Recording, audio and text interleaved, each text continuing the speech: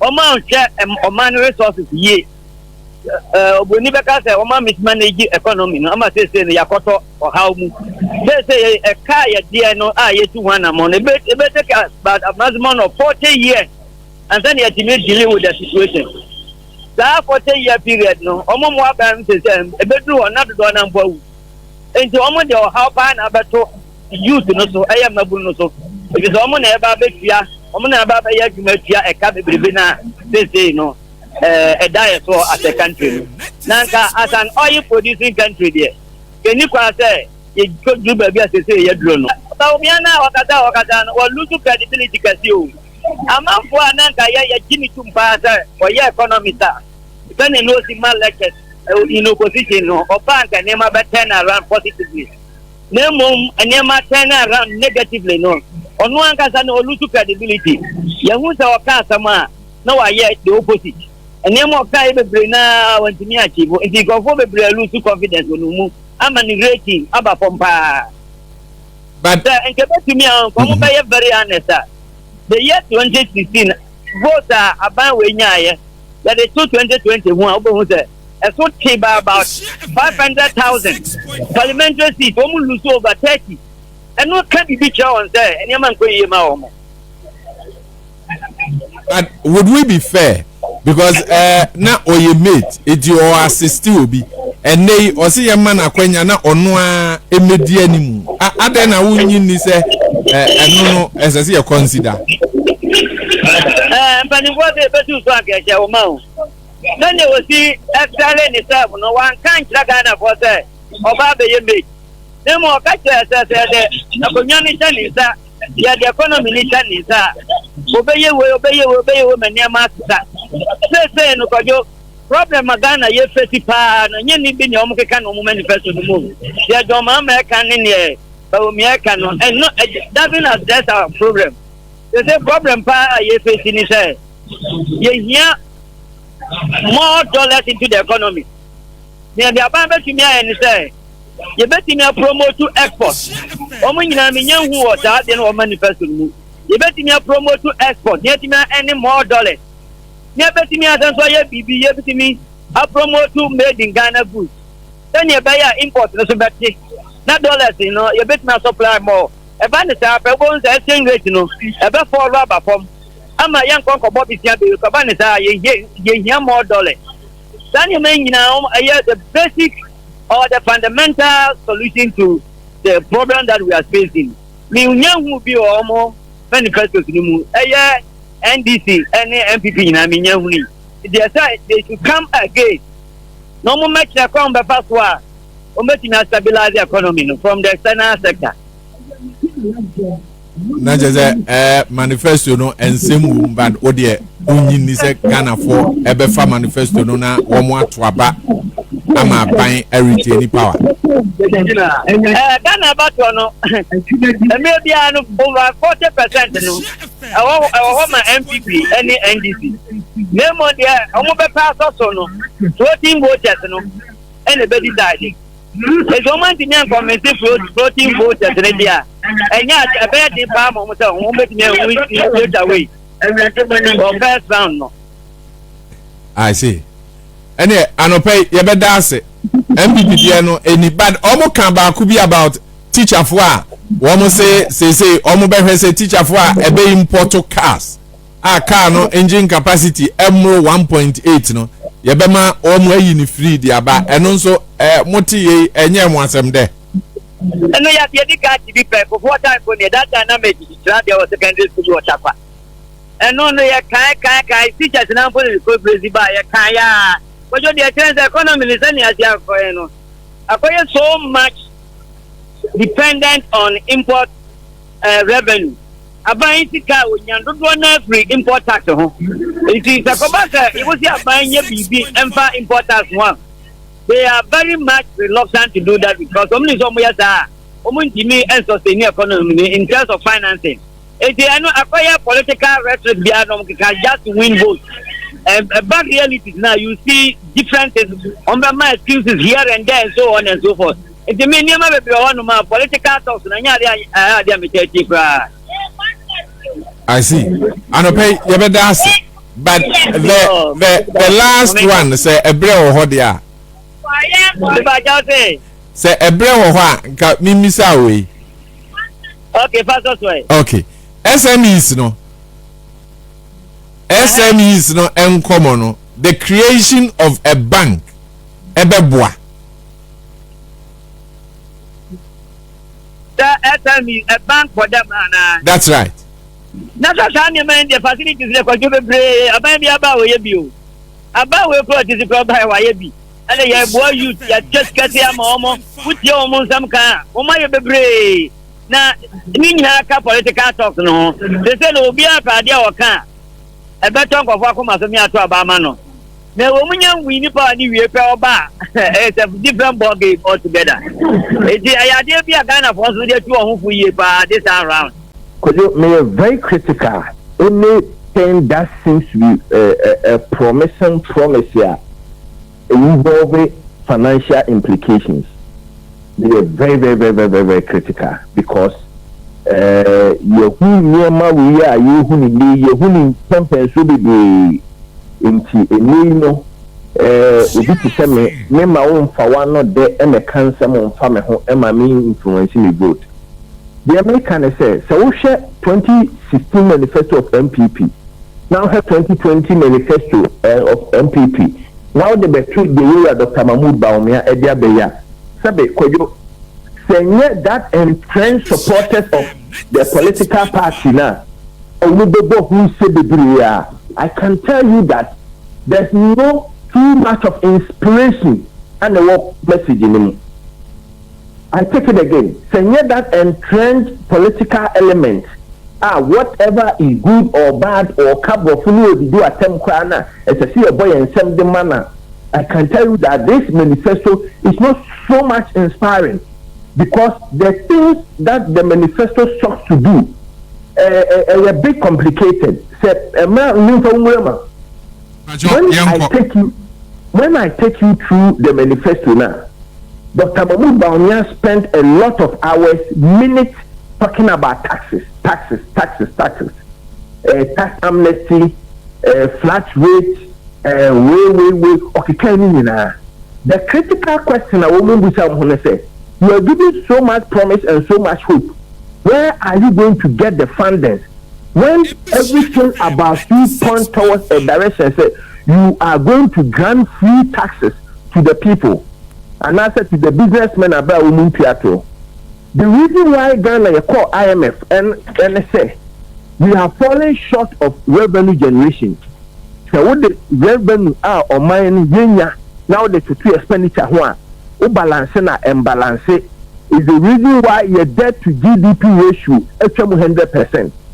Now with the statements that they are making, I'm going to grant the tax amnesty, I'm going to give a flat rate, I'm going to cancel this, I'm going to do this. How is he going to run the government? And as the proposed expenditure programs now, when I do this, let's say reconcile the SEC, it tells me to ask a lot of critical questions. On the part of tax amnesty, one area we have to be very careful with the position of the vice president. Currently, Usha Ghana, Juma, Yaton Ama Ada Ankwankwebi, and as a foreign companies, say Omuma Jumano, Omuba Beto Abe Jumana. One of the conditions here, this is that within the initial stage, you know, tax amnesty or the tax holidays for a certain period. Any business now could be timer, they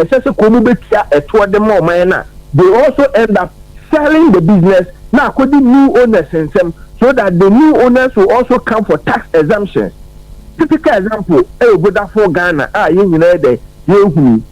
those stamps Ghana Telecom.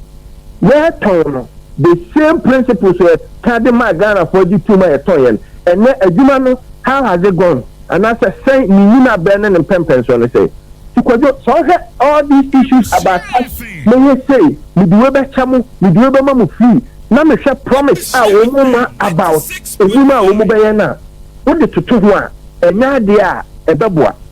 The point I'm making about this tax amnesty issue is that ordinarily Ghana for any pie person theatre. It is all about the chef boss say me banner say the win pay tax crana normal amnesty. I can tell you it is going to induce a lot of people not to pay their current tax because of their thinking say men crana sooner than later amnesty beba amamenya me ho ayeden afedi se kobane sa it creates a huge vacuum our system no ma anyeden emwa. Then the thick of the iceberg they had they will kwan say kodo oba Ghana ha eba tax waiver any tax amnesty the political class no MGR require no ni as an independent autonomous body MPP a politicians ni the influence the executive no matter as a company we because of how it affiliates or relates to us man tax exemption. Into what goes into the exemption and what is going to go into the amnesty, it is not something that is going to inure to the benefit of this country.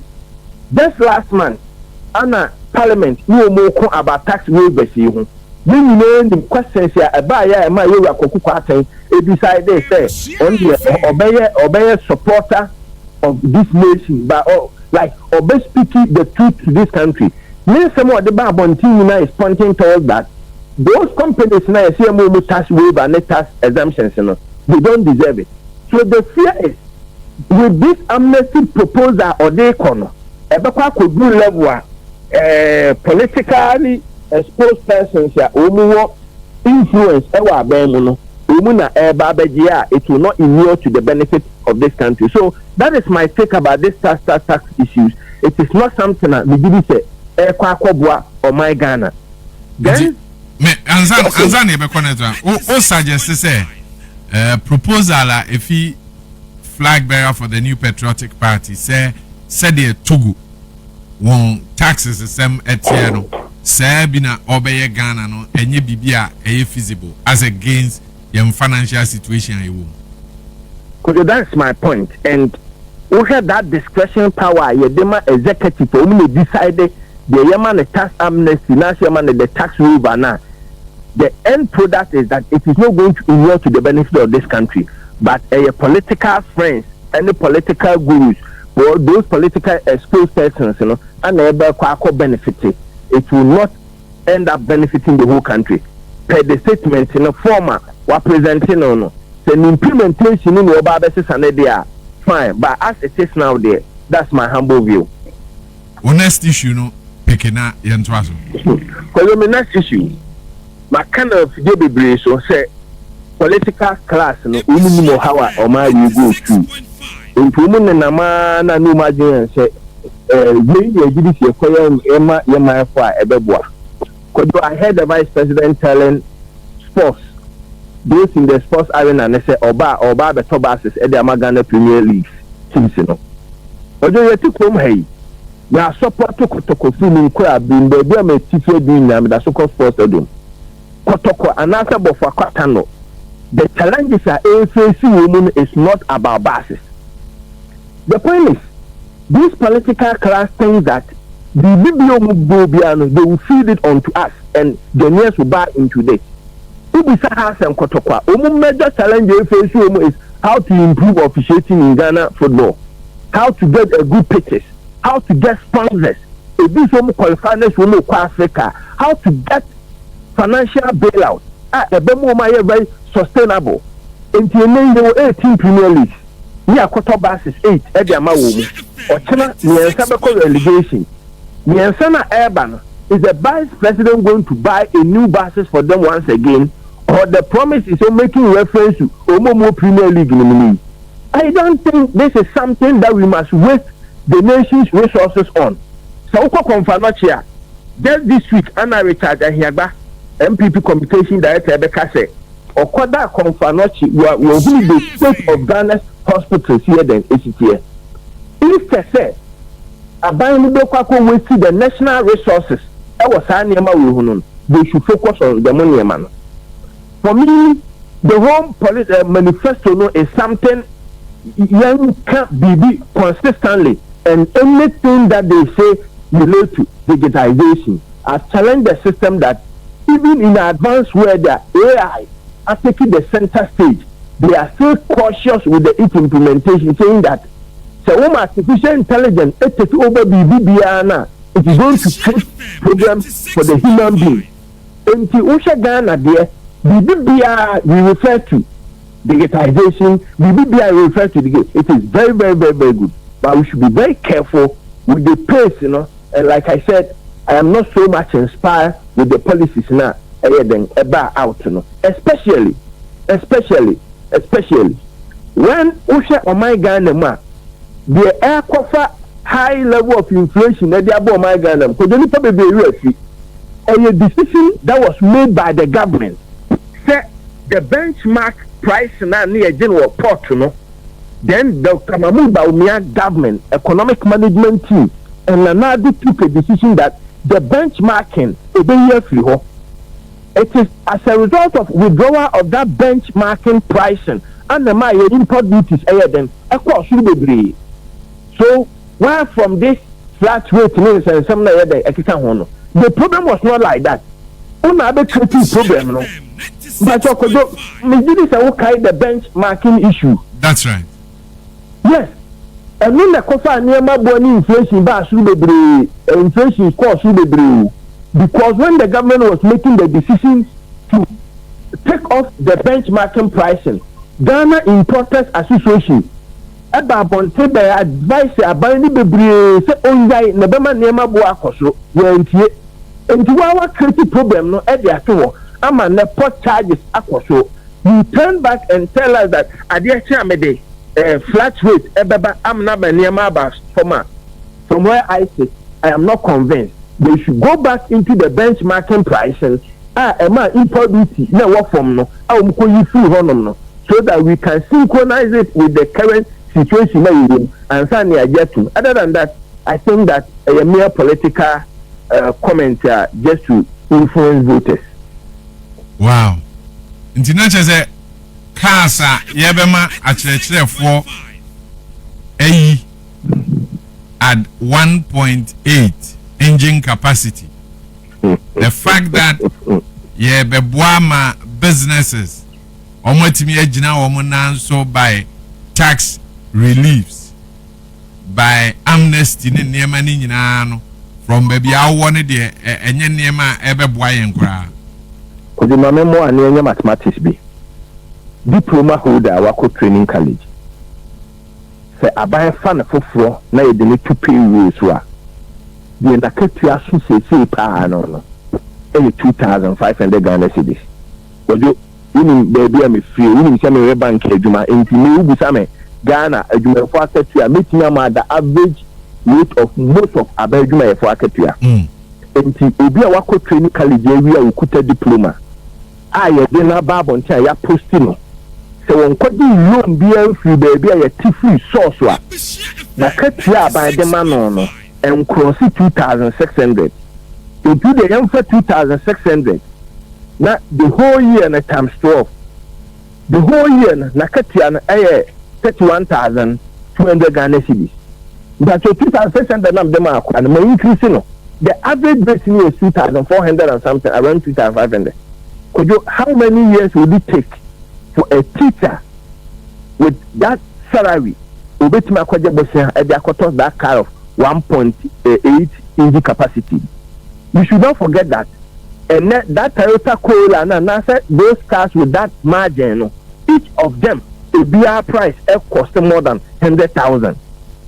A BR more than 100,000, and then Toyota Corolla and Kitwaya buy who could be and then 140,000, 160,000.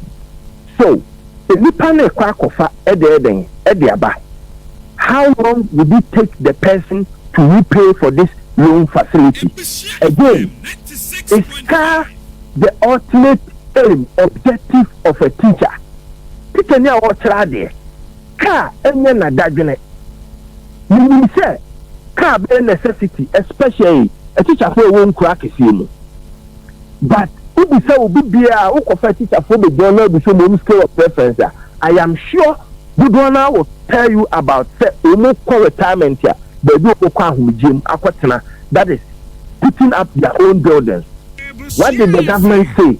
about measures or they to ama cement any iron rods bo aba from no make city admitted. But in the manifesto na flag bearer can say omo ebeyen hihye ya yebetimi AC houses the ama teachers ni ade o ko mpacho men na ada ho yeah the AC wo document ni na me kan kire o ai inti me ka se men na ada ho a enyu as a person ba me the man references okay kofa 2000 manifesto you are John Ajekunku for the bibu o my Ghana some message you are Dr. Mahmoud Bawumia be kan yi ewu kofa 2004 manifesto of NPP ewu kofa 2008 manifesto of NDC ewu kofa 2012 manifesto of NDC ewu 2016 manifesto of NPP the same affordable houses in then ewu kojo yenga kopokwa bebi akunya from the year 2001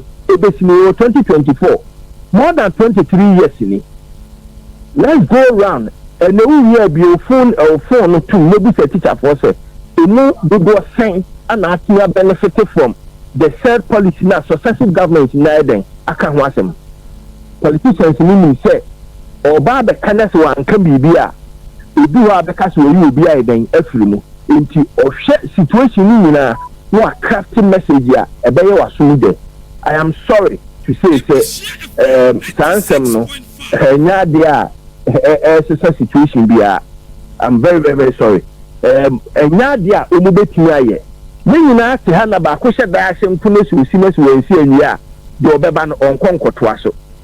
So why do they continue to make this promise to us? Teachers must fight for better condition of service. Unfortunately, omu ekon omu kokwa na still abiding because of their numbers. It has always been the burden of the government fearing that anytime our teachers conditions are improving because of their numbers, is going to balloon the wage bill. And they are always reluctant when it comes to the demand of teachers. We did say a political message, and based on the 24-year circle from Kofo Betime, who are baby I see that they are teachers for no. We swap Dr. Mahmoud Bawumia some now can now the gold for oil. And Utie Dr. Mahmoud Bawumia, also gold for oil would be one of the key pillars or they ever redirected the Ghanaian economy. Then he talked about the extraction sector, the gold as in our raw gold, the processing of it, any idea waka and also then he talks about what do you think? Is it not good for oil? The good for oil. Yes. That means time I'm about studio honor. Me at the market see ho. Na camera na capture me you see with the mathematical confusion involved. I always stand by my position. Say, good for oil is not anything unique, but it is something that the confusing system. No, good for oil is a typical example of butter trade. A typical example for butter trade. The butter trade is we have because to say, we got to a point here. Say no bikuta, ebia, or there, na or probia, on so pebanche. No one no edia swapua. Na very very very very very difficult. In Tisana there, young for the common central figure being then MSHO. I will use it as a medium of exchange and the copper currency sikasani then a buyer. Now, also gold. Gold and the general price level what is yasi yuga so oh ton awon then omre. The same principle also applies to oil. If what you are saying is anything feasible, for example, if my 1 pound of oil or gold will give me 100,000 Ghana cedis, and the 100,000 Ghana cedis can buy 10 liters of oil. And what benefit will you tell me say we go to come be direct here? Now one control go to now use can and face can and it creates problems for you. As an economist, as a finance person, I still find it the technical meaning of that statement na omoye den se ko ba ye no ana e be the world market price gold any ready made market into to gold a obre Therefore, if this is direct at the amount now one no amount oil there, then the position of the vice president would have made a lot of sense to the ordinary Ghanaian. But I say, could you at the end of the could just one? Would you could just would be better in there? I'm a Sikano, Sakama, the oil. How then do you tell us that direct swap is bringing a lot of benefit? At what rate are you doing the direct swap? So I think that we need to do more, or probably I need more education from the vice president to comprehend that position. Other than that, from a layman understanding of demand and supply, essential commodities, any the he has not convinced me so much about that. Then the next thing that I also want to talk about. That's right. That's right. Yura Mahama said Oba or the Women's World Bank beba.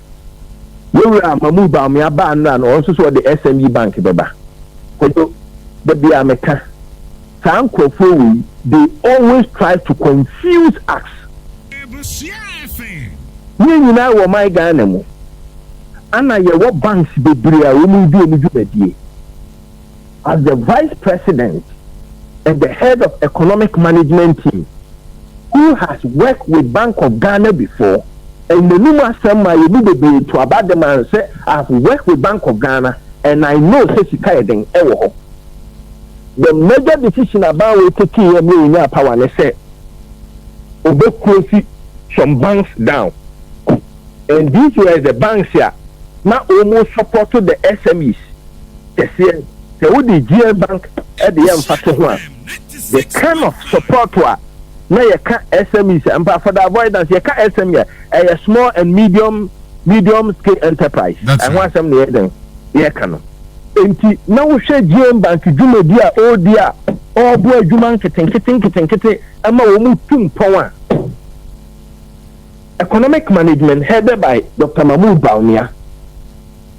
And because of so why you do a Bank of Ghana, as some be a no becabia, nana debate he sat down aloof, unconcerned, and allowed those banks to be closed down. The GM Bank. And then the government is turning back to tell the good people of this country that also the SME banks. Because they ask them, they say, and then the force omu pe, baby. Omubaje Bosnia ana banks no fama wo munti na ma ban na hu se before enya ya kana say enya bank bi ko babo so ni so mu die bank na ma wo mana maka na me repeat bi sa politicians yi oda sorry a asema baba ni trim bi ano no oba be ka kire yen before so be ka bi bi a kire yen no you must be very critical, ask us a lot of questions. You can say this is our shortfalls, and that's when we are there, we hear. In Ghana's case, that is not what they are doing, but they rather tell us what they think. They tell us what they think is good for them. Then they come out and make a public statement about it. For now, also the sectors of the Ghana's banking industry, they were tier 1, tier 2, tier 3 banks. The SME may be doing cover the areas where community banks in Eden. We have another tier which is the savings and loans. We must have the hybrid former. We move both rural areas and the cities and the towns. We must have then we have the universal banks. In between, we also have microfinance. If all these companies are unable to meet the demand of the Ghanaian public here, that establishment of the SME bank is not going to make any changes. I take it again. If all these companies or these banks are not able to meet the needs of the nation, that SME bank is not going to make any changes within the setup. In any case, available policy rate ended on 29%, 27-29% for the last 3 years now. That is where the policy rate is. The government T-bill rate is being sold more than 23%. And if we are buying T-bills more than 23% here, how much more do you expect the banks to lend? The problem is not about the establishment of a new bank, but it's about lending rates coming down. And what measures is the government putting in place to ensure that lending rates comes down?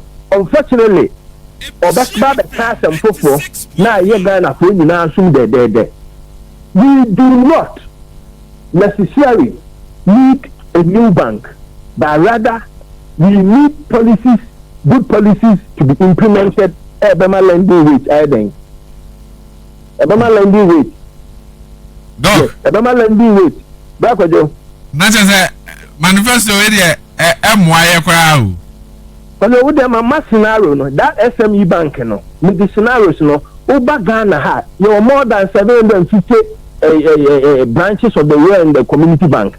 How many years would it take for the SME bank to cover this wider coverage areas? 20 years, only branches and send the Ghana commercial bank heading. So if commercial bank or consumer chapter and from our SME, of course, they are our major bank. We need the main source of our revenue. No, I take it again. It is not about establishment of the new bank, but with the policies about to run now economic environment in very conducive. This is now banks give you a system. As it is now, there is no hope for one system. Interest rate ending 35%. Emma obedient to loan. It is all quite established even an SME bank. Let's say a bank can operate under a very competitive environment with the current policy rate, any T-bill rate, or also the loans of new loans or the interest rate about more than 30%. I don't think that is what Ghanaians want. Okay. So only for some and a question is a Maslow. Part 2 of Maslow. Maslow or Disikama. Not Nitia, they know much higher than Edino.